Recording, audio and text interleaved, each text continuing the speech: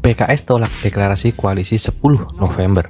Anies dan Nasdem sama-sama dalam posisi sulit. Terasa banyak aral melintang menuju proses pencapresan Anies. Tidak semua seperti yang dibayangkan, setidaknya oleh Partai Nasdem, oleh Anies sendiri, serta oleh para pendukungnya. Partai Nasdem sedemikian percaya diri ketika mendeklarasikan Anies hingga Surya Paloh menekankan alasan dengan berkata "Why not the best?". Anies Baswedan juga sedemikian menikmati teriakan presiden untuknya. Sementara para pendukungnya pun sudah sedemikian kegeeran dengan sosok mantan Mendikbud itu.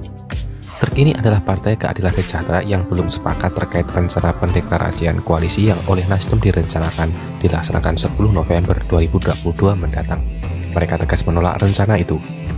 Alasan utama PKS menolak tersebut adalah bahwa mereka masih memperjuangkan Ahmad Heriawan untuk dapat diusung sebagai cawapres pendamping Anies. Sementara syarat tambahan ada 4. Pertama, terkait dengan belum matangnya platform perjuangan koalisi. Kedua, menyangkut desain pemerintah ke depan.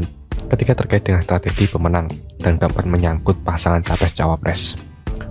Rumit amat ya, terutama menyangkut alasan utama dan alasan tambahan yang 4 itu. Benar, karena sebenarnya itulah masalah utama kenapa sejauh ini koalisi belum juga terbentuk. PKS punya keinginan sendiri yang apes 11-12 dengan kemauan Partai Demokrat, sementara Nasdem sudah tersandera dengan pencapresan Anies yang membuat ruang negosiasi menjadi terbatas. Penolakan dari PKS itu juga sedikit menimbulkan keanehan.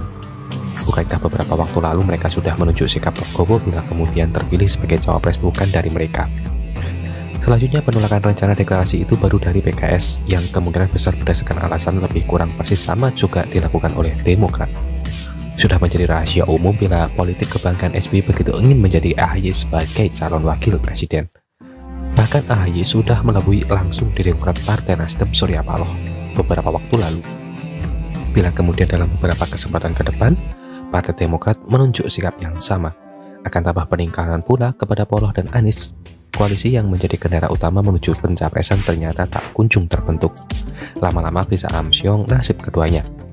Akhirnya PKS tentu akan menambah PR bagi Paloh dengan Nasdem, dan tentu saja bagi Anies kembali harus mengeluarkan bujuk rayuan manisnya.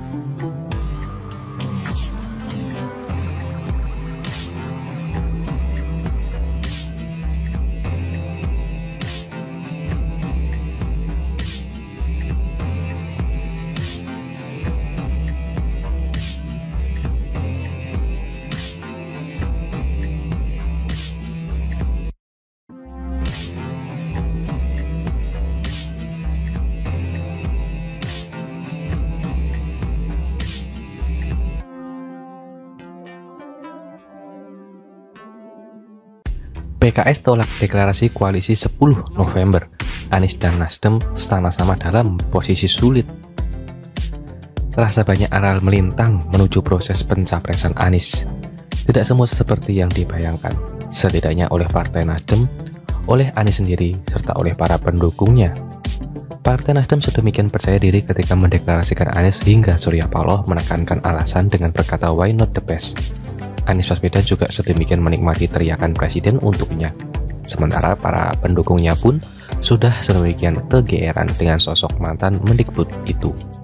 Terkini adalah Partai Keadilan Sejahtera yang belum sepakat terkait rencana pendeklarasian koalisi yang oleh Nasdem direncanakan dilaksanakan 10 November 2022 mendatang. Mereka tegas menolak rencana itu. Alasan utama PKS menolak tersebut adalah bahwa mereka masih memperjuangkan Ahmad Heriawan untuk dapat diusung sebagai cawapres pendamping Anies. Sementara syarat tambahan ada 4. Pertama, terkait dengan belum matangnya platform perjuangan koalisi. Kedua, menyangkut desain pemerintah ke depan. Ketiga, terkait dengan strategi pemenang. Dan keempat, menyangkut pasangan capres-cawapres. Rumit amat ya, terutama menyangkut alasan utama dan alasan tambahan yang 4 itu. Benar, karena sebenarnya itulah masalah utama kenapa sejauh ini koalisi belum juga terbentuk. PKS punya keinginan sendiri yang apes 11-12 dengan kemauan Partai Demokrat, sementara Nasdem sudah tersandera dengan pencapresan Anies yang membuat ruang negosiasi menjadi terbatas. Penolakan dari PKS itu juga sedikit menimbulkan keanehan. Bukankah beberapa waktu lalu mereka sudah menunjuk sikap Prabowo bila kemudian terpilih sebagai cawapres bukan dari mereka? Selanjutnya, penolakan rencana deklarasi itu baru dari PKS yang kemungkinan besar berdasarkan alasan lebih kurang persis sama juga dilakukan oleh Demokrat. Sudah menjadi rahasia umum bila politik kebanggaan SBY begitu ingin menjadi AHY sebagai calon wakil presiden. Bahkan AHY sudah melebui langsung di Demokrat Partai Nasdem Surya Paloh beberapa waktu lalu. Bila kemudian dalam beberapa kesempatan ke depan, Partai Demokrat menunjuk sikap yang sama, akan tambah peningkatan pula kepada Paloh dan Anies. Koalisi yang menjadi kendala utama menuju pencapresan ternyata tak kunjung terbentuk. Lama-lama bisa amsyong nasib keduanya. Akhirnya PKS tentu akan menambah PR bagi Paloh dengan Nasdem, dan tentu saja bagi Anies kembali harus mengeluarkan bujuk rayuan manisnya.